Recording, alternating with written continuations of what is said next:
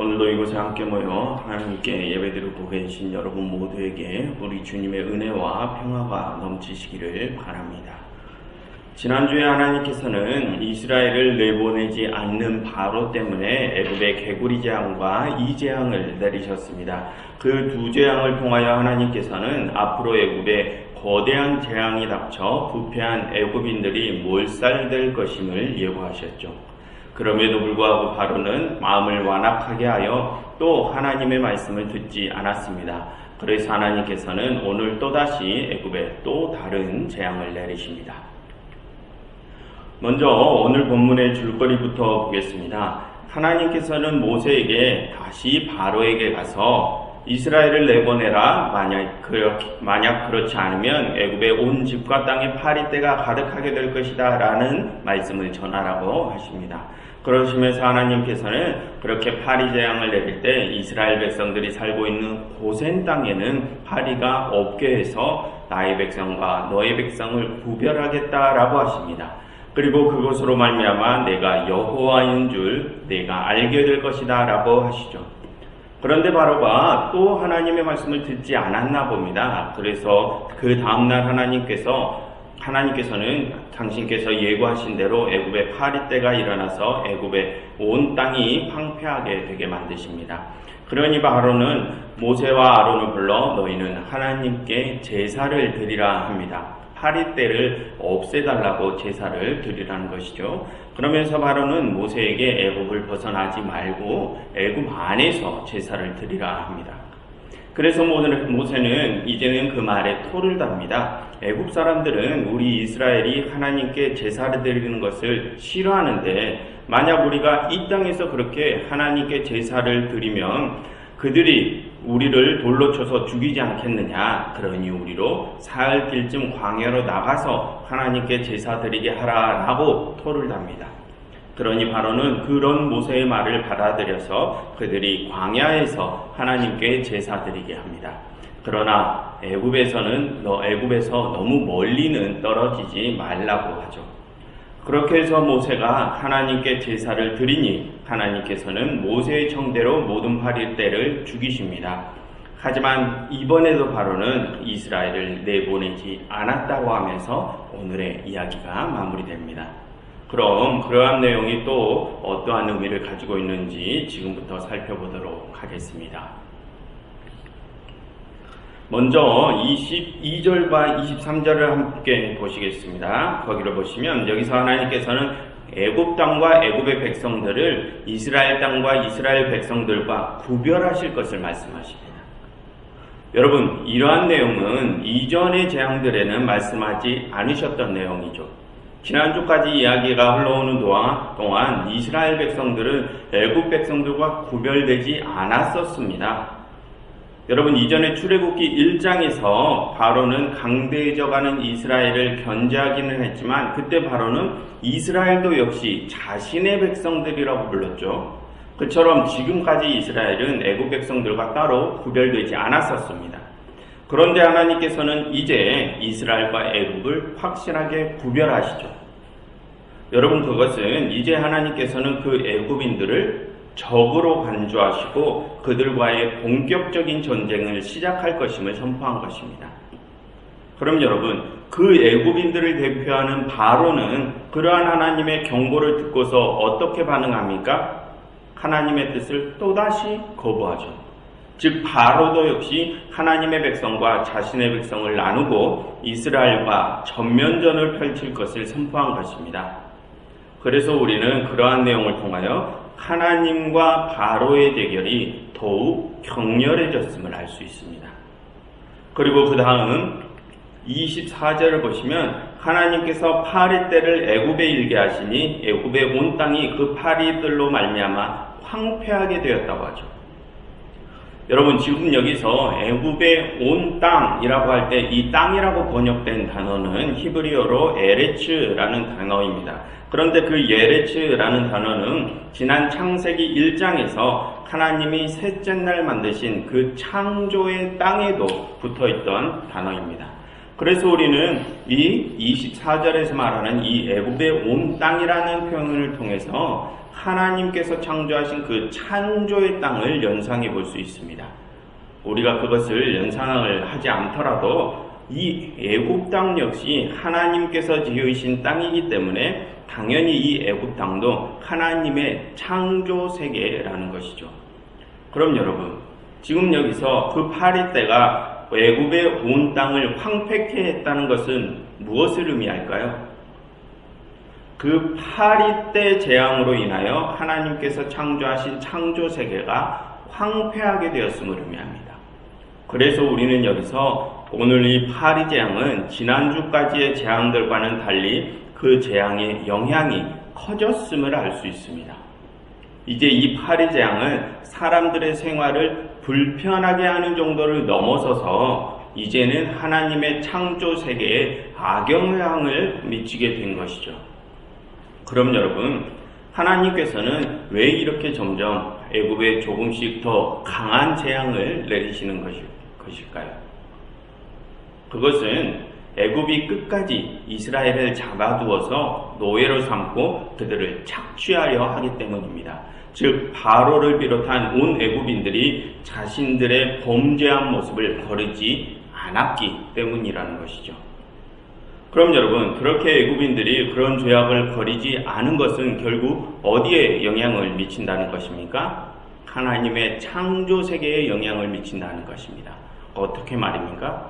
그 창조 세계를 황폐하게 만든다는 것입니다. 그러니 우리는 우리 인간의 죄악이 하나님의 창조 세계를 황폐하게 한다는 것을 반드시 기억하면서 그에 대한 책임감을 우리가 느껴야 할 것입니다. 그리고 다음 25절을 보시면 여기서 바로는 모세에게 하나님께 제사를 지내라 라고 하죠. 그럼 여러분, 왜 지금 바로는 모세에게 그런 제사를 지내라고 한 것입니까? 하나님의 마음을 진정시켜서 파리를 없애달라고 하기 위해서죠. 그런데 여러분, 지난주에도 바로는 모세에게 개구리를 없애달라며 하나님께 기도하라고 했었죠. 그런데 그때는 기도뿐이었습니다. 하지만 오늘 바로는 모세에게 파리를 없애달라고 강구하면서 하나님께 제사를 지내라고 하죠. 그럼 여러분, 지난주에는 기도뿐이었는데 오늘은 왜 제사로 커진 것입니까? 그것은 재앙의 강도가 조금 더 강해졌기 때문입니다. 그러니 바로는 이 파리 재앙은 그 기도만으로는 되지 않는다는 것을 스스로 느꼈기 때문에 모세에게 제사를 지내라고 한 것입니다. 그래서 여기서 우리는 이제 바로가 하나님이 경배의 대상임을 인정했다는 것을 알 수 있습니다. 그러니 하나님께 제사를 드리라고 하는 것이죠.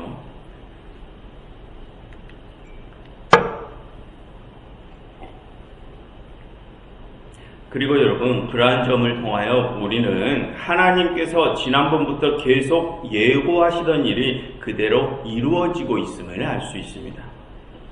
여러분, 다시 22절을 보시면 하나님은 오늘도 역시 이 파리 재앙을 통하여 바로는 내가 여호와인 줄을 알게 될 것이다 라고 말씀하시죠. 하나님께서는 지난번부터 계속해서 그 말씀을 하셨습니다. 그리고 그 예고대로 바로와 애굽인들은 점점 하나님이 어떤 분이신지를 깨달아가죠.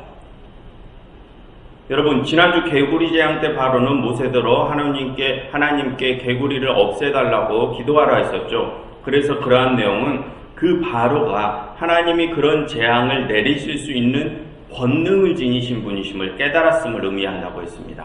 그래서 애굽의 그 술사들도 그 재앙이 하나님의 권능이다 라고 말했었죠. 그리고 방금 살펴보았듯이 오늘 바로는 파리 재앙을 받고 난 후에 모세대로 하나님께 제사를 지내라고 했었습니다. 그래서 그러한 내용은 그가 하나님이 경배의 대상임을 깨달은 것이라는 의미라고 했었죠.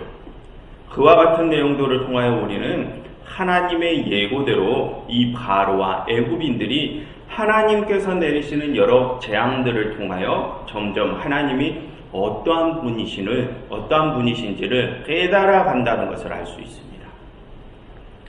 그래서 그렇게 바로가 하나님이 어떤 존재이심을 깨달아 함으로써 이제 그는 모세와 하나님을 대하는 태도가 조금씩 변해갑니다.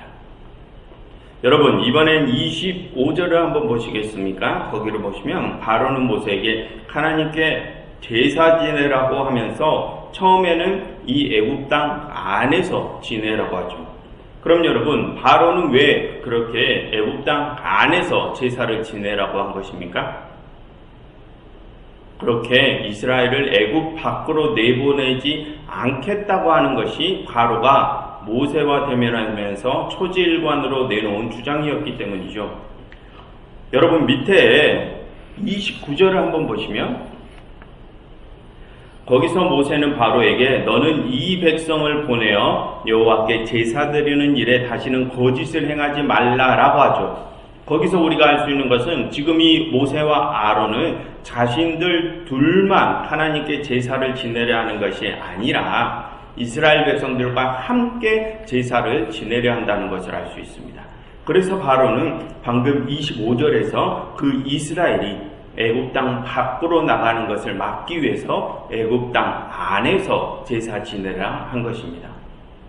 그런데 그런 바로의 요구에 모세가 어떻게 답을 합니까? 26절 보시면 모세는 그러한 바로의 요구가 부당하다며 토를 달죠. 애굽 안에서 자신들이 그렇게 하나님께 제사 지내면 애굽인들이 자신들을 가만두지 않을 것이라며 토를 답니다. 그래서 그 다음 27절에서 모세는 바로에게 우리를 사흘길쯤 광야로 내보내서 제사 드리게 하라라고 합니다. 그랬더니 바로는 그 다음에 모세의 말을 받아들입니다. 그리고 모세가 원하는 대로 이스라엘이 사흘길 광야로 나가서 제사 드리게 하죠. 그럼 여러분, 이러한 장면은 무엇을 의미할까요? 여러분, 이 장면에는 여러 가지 의미가 있는데요. 먼저 우리는 이 장면을 통하여 모세를 대하는 바로의 태도가 점점 변해감을 알 수 있습니다. 정확히 말하면 하나님을 대하는 바로의 태도가 변하는 것이죠. 여러분, 지난주에도 모세는 바로에게 개구리를 없애달라고 하나님께 기도하라는 요구를 했었죠. 그런데 모세는 그런 요구를 받았었죠. 그런데 그때 모세는 바로의 그 요구를 그대로 들어주었습니다. 그것에 더해 모세는 바로가 원하는 시간까지 물어봐가면서 바로의 말을 들어주었죠. 그래서 그러한 장면을 얼핏 보면 지난주에는 바로와 모세 그 둘 사이에서 바로가 모세보다 위력이 더 세 보이는 것처럼 보일 수 있었습니다. 사실은 그것이 아닌데 겉으로 보기에는 그랬다는 것입니다. 그런데 오늘 모세와 바로의 관계는 어때 보이십니까? 그냥 보더라도 그 둘 사이에서 모세가 더 우위에 있는 것 같지 않으십니까? 바로가 모세를 불러서 애굽 땅에서 제사 지내라고 하니까 모세는 그의 토를 달며 나가서 하겠다고 합니다. 그러니 바로는 그것을 받아들이죠. 그러면서 어떤 말을 덧붙입니까? 28절 하반절을 보시면 너희를 보내리니 멀리는 가지 말라라고 하죠. 마치 상대 앞에서 기가 죽은 사람이 마지막 자존심만은 지키고 싶어서 하는 말처럼 보입니다. 처량해 보이죠. 그래서 이 장면을 통해서 우리는 이제 바로의 위세가 꺾였음을 알 수 있습니다. 그리고 우리는 또 이 장면을 통해서 하나님께서는 당신께서 계획하신 일은 그 어떠한 방법으로도 이루신다는 것을 알 수 있습니다. 여러분, 오늘 바로가 모세에게 사흘길쯤 광야로 나가서 하나님께 제사하라 라고 한 이 내용은 이전에 처음에 모세가 바로를 만났을 때 요구했었던 내용이죠. 그 첫 만남에서 모세는 바로에게 이스라엘을 사흘길쯤 광야로 내보내어 하나님을 제사하게 하라고 요구했었습니다. 그런데 그때 바로는 그 말을 듣지 않았죠. 그래서 하나님께서는 모세를 바로에게 다시 보내시어 이제는 제사를 위해서가 아니라 그냥 이스라엘을 완전히 애굽 밖으로 내보내라 라고 하시며 재앙들을 내리기 시작하셨습니다. 아무튼 그렇게 처음에 바로가 모세의 그 처음 요구대로 그때 이스라엘을 사흘길 광야로 내보내서 하나님을 제사드리게 했다면 어쩌면 지금 바로는 이스라엘을 내보내지 않고도 그들과 함께 공생해가며 잘 살아갔을지도 모릅니다. 그런데 그렇지 않아서 이제 바로는 여러 재앙들을 받는 궁지에 몰리게 되었죠. 거기에 더해 오늘 바로는 어떻게 되었습니까? 처음에 하나님께서 바로에게 요구하셨던 그 제안 또한 들어주고 있습니다.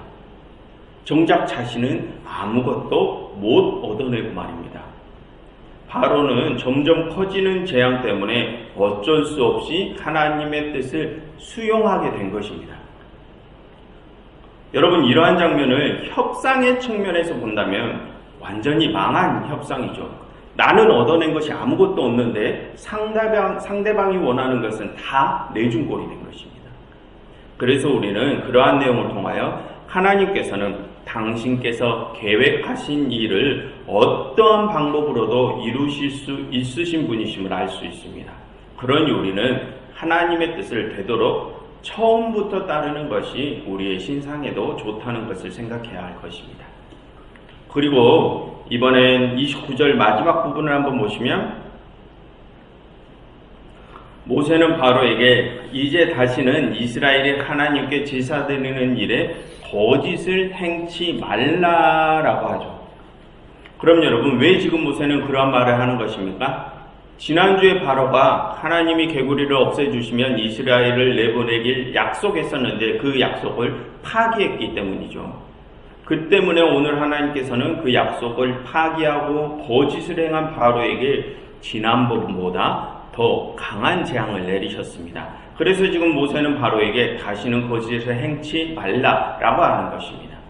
그래서 우리는 또 이 장면을 통해서 하나님께서는 그처럼 당신과의 약속을 깨뜨리는 자, 그리고 거짓을 행하는 자들을 싫어하심을 알 수 있습니다. 하나님께서는 그런 자들을 용서치 않으시고 그들에게 이전보다 더 어려운 상황을 쥐어주시죠. 그러니 우리는 그처럼 약속과 정직을 중요하게 생각하시는 하나님의 성향을 반드시 기억하면서 하나님과의 관계를 우리가 유지해야 할 것입니다. 그리고 오늘 본문에서 우리가 마지막으로 살펴볼 내용은, 오늘도 하나님께서는 모세의 간구를 들으시고 애굽에서 파리를 제하여 주셨다는 부분입니다. 여러분, 지난주에도 하나님께서는 모세의 간구를 들으시고 애굽에서 개구리들을 제하여 주셨죠. 그리고 오늘 하나님께서는 파리를 제하여 주십니다. 그럼 여러분, 지난주와 오늘 하나님이 애굽 땅에서 그것들을 제하여 주셨다는 것은 무엇을 의미할까요? 여러분, 지난 8장 3절을 한번 보시면, 거기를 보시면 거기서도 개구리들은 애굽에 온 집들로 보내졌다고 합니다. 그리고 오늘 본문 중에서 8장 21절과 22절을 보셔도 파리들이 애굽에 온 집들로 보내졌다고 하죠. 그리고 그렇게 애굽에 온 집들로 보내진 그 개구리와 파리들을 하나님께서는 다시 제하십니다. 그 개구리와 파리 재앙, 그 두 재앙은 그런 공통점이 있습니다. 온 집들로 보내졌다는 것과 하나님이 제하셨다는 그 두 가지의 공통점이 있습니다. 그럼 여러분, 왜 하나님께서는 그렇게 애굽에 온 집으로 보내진 그 개구리와 파리들을 제하신 것일까요? 여러분, 이 개구리와 파리들은 지금 애굽에 무엇을 끌고 들어왔습니까? 애굽에 온 집, 즉 그들의 생활의 가장 깊은 곳까지 혼돈을 끌고 들어왔습니다. 그것들은 애굽 전체를 혼돈의 상황으로 만든, 즉 혼돈의 세력들인 것입니다. 그래서 하나님께서는 그렇게 혼돈의 세상이 되어버린 애굽에서 그 혼돈의 세력들을 제하십니다. 여러분, 그러한 장면은 하나님은 혼돈의 세상에서 그렇게 혼돈의 세력을 완전히 제하심으로 세상을 재창조하신다는 것을 상징적으로 보여주는 것입니다. 그럼으로써 그 개구리와 파리 재앙을 통하여 하나님께서는 또 뒤에 있을 홍해 재앙을 예고하시는 것이죠. 여러분, 몇 주 전에 설명드린 적이 있습니다. 뒤에 있을 그 홍해 사건은 하나님께서 이 혼돈의 세상을 재창조하시는 사건이라고 했습니다. 기억나십니까? 그런데 그런 의미를 가진 그 홍해 사건을 미리 맛보여주는 재앙이 바로 지난주와 오늘 하나님께서 애굽에 내리신 개구리와 파리 재앙인 것입니다. 아무튼 그래서 우리는 그처럼 하나님께서는 이 혼돈의 세상을 재창조하실 때 그렇게 이 세상의 혼돈의 세력들을 단 하나도 남기지 않으시고 제하여 버리신다는 것을 우리는 반드시 기억해야 할 것입니다. 그러니 우리는 내가 지금 그 혼돈의 세력인지, 그래서 지금 당장 내가 죄악을 버려야 하는 상황인지를 나의 스스로 살펴야 할 것입니다.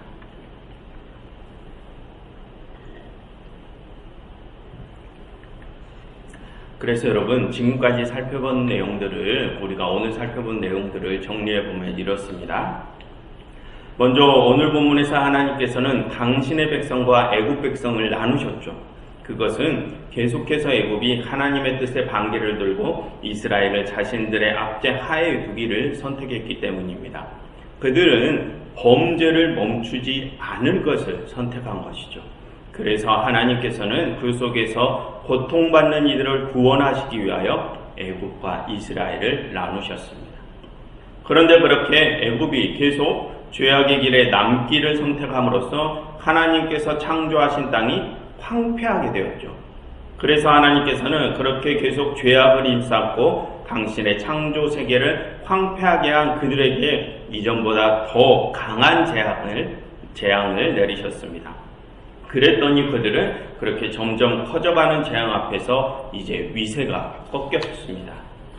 그들은 그렇게 점점 더 강해지는 재앙을 보면서 하나님은 자신들이 상대하기 버거운 분이심을 깨달은 것이죠.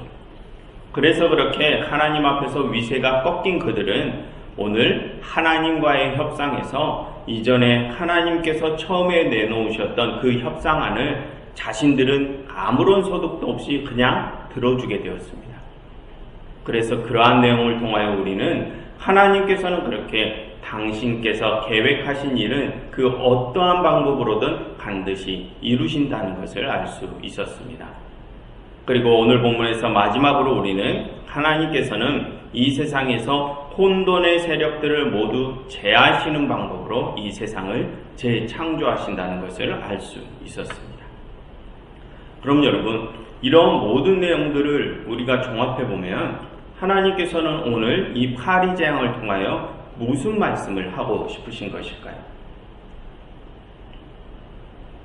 우리 인간이 그렇게 하나님의 뜻을 무시하고 하나님께 대항해 보려고 한들 그것은 아무 소용이 없는 짓임을 말하고 싶으신 것입니다. 우리가 힘을 크게 키우고 그 어떤 대단한 계획을 세워서 하나님께 대항해 보려고 한들 하나님께서는 그것에 전혀 아랑곳하지 않으시고 당신의 뜻을 이루신다는 것입니다. 그러니 너희는 헛수고 말고 하루라도 빨리 하나님 뜻 앞에 무릎 꿇라는 것입니다. 그런데 여러분, 오늘의 본문은 그런데도 우리가 하나님의 뜻에 무릎을 꿇지 않는다면 우리는 앞으로 어떻게 된다고 합니까? 그렇게 끝까지 하나님의 뜻에 반기를 든 우리는 하나님께서 이 세상을 재창조하실 그때 흔적도 없이 소멸할 것이라고 합니다. 그러니 괜한 헛물 캐지 말고 순복하라는 것입니다. 여러분, 이 애굽 재앙에 재앙이 내려지기 시작하면서 하나님께서는 계속해서 애굽이 하나님 당신이 어떤 분이신지를 알기 원하셨죠. 그럼 그들이 하나님에 대해서 무엇을 알아야 합니까? 하나님은 대결해야 하는 상대가 아니라 순복해야 하는 대상임을 알아야 한다는 것입니다. 그처럼 여러분, 하나님을 아는 것이란 우리의 생각 속에서 하나님이 어떤 존재이신지를 지식적으로 아는 것을 뜻하지 않습니다. 그것은 우리의 영역이 하나님의 뜻에 완전히 굴복하는 것을 뜻합니다. 그래서 내 삶의 주인이, 내가 내 삶의 주인임을 부정하고 내 삶의 주인은 하나님이심을 인정하는 것을 뜻하죠. 그런데 여러분, 지금껏 우리는 하나님과 우리의 관계 속에서 어떠한 태도를 취하며 살았습니까? 혹시 그동안 우리는 내가 하나님보다 더 높은 위치에 서 있으려고 하진 않았었습니까? 내가 하나님의 뜻을 따르려고 한 것이 아니라 내 뜻을 이루기 위해 하나님을 마치 나의 종처럼 이용하지는 않았습니까? 여러분, 하나님의 백성은 하나님의 뜻을 따르는 이들입니다. 내 뜻을 하나님께 관철시키려고 하는 이들이 아니죠.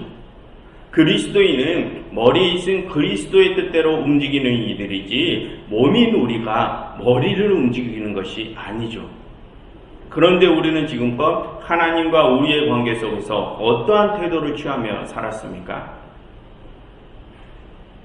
여러분, 내가 나를 하나님의 백성이라고 생각하신다면 이제는 나의 뜻을 내려놓고 하나님의 뜻에 하루라도 빨리 순복하십시오.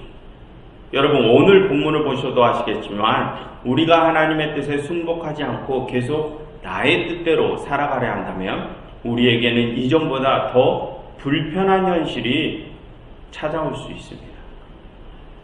물론 하나님 뜻 밖에서 물질적으로 더 풍요롭고 편한 삶을 누릴 수는 있겠죠.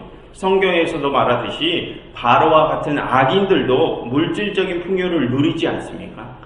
그러나 그러한 물질적인 풍요 속에서도 우리에게 진정한 평안은 찾아오지 않을 것입니다. 진정한 평안은 오직 하나님의 뜻 안에서만 찾아오기 때문입니다.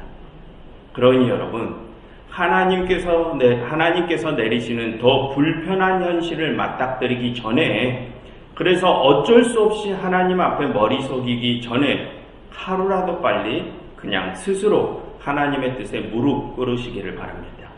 하루라도 빨리 나를 부정하고 내 뜻을 버리시기를 바랍니다. 그래서 오직 하나님의 뜻에 내 삶의 방향을 맞추시어 하나님께서 이루실 재창조의 세상에서 우리 모두가 온전한 평안과 영광을 누릴 수 있기를 간절히 바랍니다. 기도하겠습니다. 하나님, 저희가 이제는 저희의 뜻이 아니라 하나님의 뜻대로 저희의 삶을 살아내게 하시옵소서. 예수 그리스도 이름으로 기도드렸습니다.